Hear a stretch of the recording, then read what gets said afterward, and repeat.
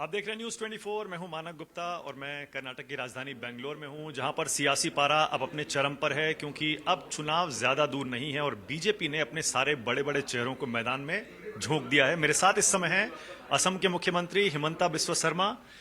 खरी खरी कहते हैं, विवादित बातें भी कहते हैं और कांग्रेस के प्रति कोई रहम नहीं बरतते। एक बार फिर से आज आप काफी आक्रामक रुख में नजर आ रहे हैं, क्योंकि कांग्रेस का मैनिफेस्टो आया है। आपने कहा मुस्लिम मैनिफेस्टो लग रहा है। देखिए, आज कांग्रेस का मैनिफेस्टो में क्या बोला गया है कि हम मुस्लिम लोगों को रिजर्वेशन दूंगा धर्म का आधार। फिर क्या बोला है कि हम बजरंग दल को बैन करेगा, किसलिए आपने पीएफआई को बैन किया है। फिर आप क्या बोल रहे हैं कि गो हत्या कानून, गो हत्या विरोधी जो कानून है इसको हम खत्म कर देगा, गो हत्या हम रेगुलराइज कर देगा।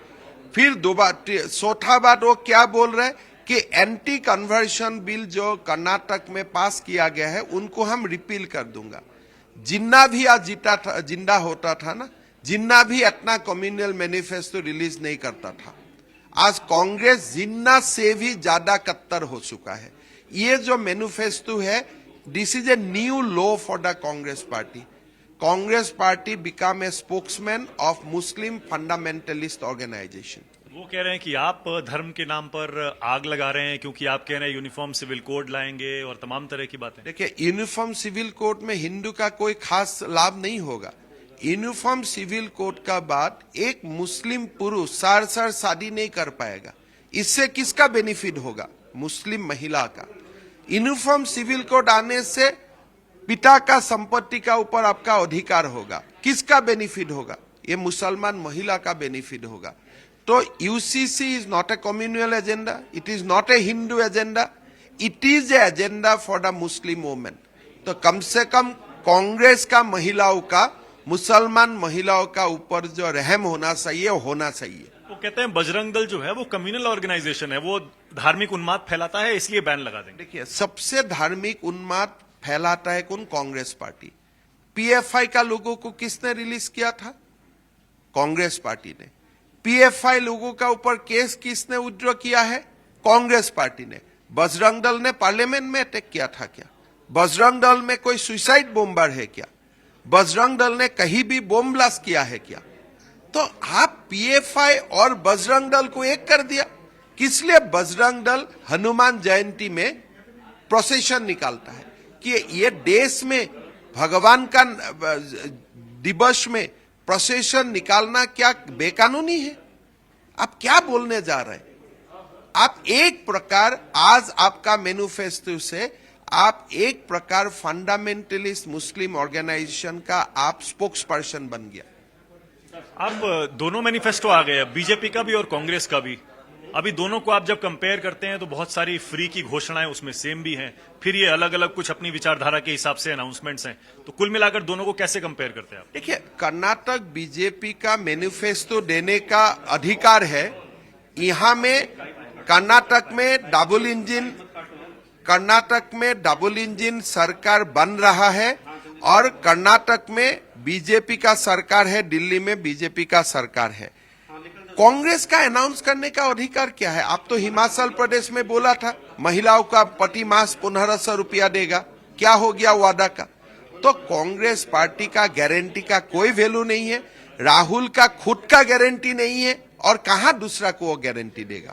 आपका क्या असेसमेंट है इस बार कर्नाटक इलेक्शन को लेकर? परसों दिन तक एक असेसमेंट था, कल बीजेपी मैनिफेस्टो रिलीज होने का बाद और एक अच्छा असेसमेंट बना।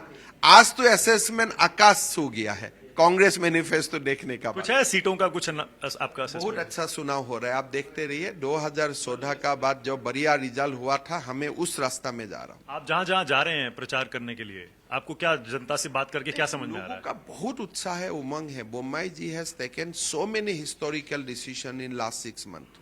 लोगों का बहुत अप्रिसिएशन है। और जब मुस्लिम रिजर्वेशन खत्म करने का बाद था, अगर असम में वो रिजर्वेशन था, पता नहीं मेरा इतना हिम्मत होता था कि नहीं होता था। लेकिन बोम्मई जी को दाद देना पड़ेगा, इतना बढ़िया काम उसने किया। अब एनआरसी असम में तो आपका एक्सपीरियंस वहां पर रहा है, आपने डील किया है। अब एनआरसी यहां और उसके बाद हो सकता है पूरे देश में भी। देखिए, एनआरसी अच्छा हो तो नेशनल एनआरसी का जरूरत है। नहीं तो अगर असम से कोई रेफरेंस जाते हैं बंगाल में उसका वेरिफिकेशन नहीं हो सकता है। तो इसीलिए कर्नाटक में आज जो एनआरसी का डिमांड हुआ है, बीजेपी का मैनिफेस्टो आया है, as a Assamese I am very very happy because Assam is looking for a national NRC for many many years. आपको क्या 2024 के लिए बीजेपी का नेशनल एजेंडा कर्नाटक के इस मैनिफेस्टो में दिखाई देता है? बहुत सारी ऐसी बातें हैं जो आप नेशनली लाएंगे। अभी तो मैनिफेस्टो कर्नाटका का है, लेकिन कर्नाटक देश का प्रथम राज्य है in terms of IT biotechnology. Karnataka देश को रास्ता दिखाते रहेगा। यहाँ कैसी फाइट हो रही है? एक आखिरी सवाल है आपसे। यहाँ पर I mean, मैं fight चेहरों की बात कर मेरा रहा हूँ। जैसे प्रधानमंत्री के लिए मल्लिकार्जुन खड़गे या उनके बेटे जैसे शब्दों का इस्तेमाल कर रहे हैं। लग रहा है कि बीजेपी के प्रमुख चेहरा नरेंद्र मोदी ही हैं और कांग्रेस इस बात को समझ रही है, इसीलिए उनको अटैक कर रही है। बीजेपी का प्रमुख और प्रथम चेहरा नरेंद्र मोदी का है। देश का प्रथम एंड प्रमुख चेहरा नरेंद्र मोदी है और विश्व का प्रथम और प्रमुख चेहरा आज का दिन में नरेंद्र मोदी ही है।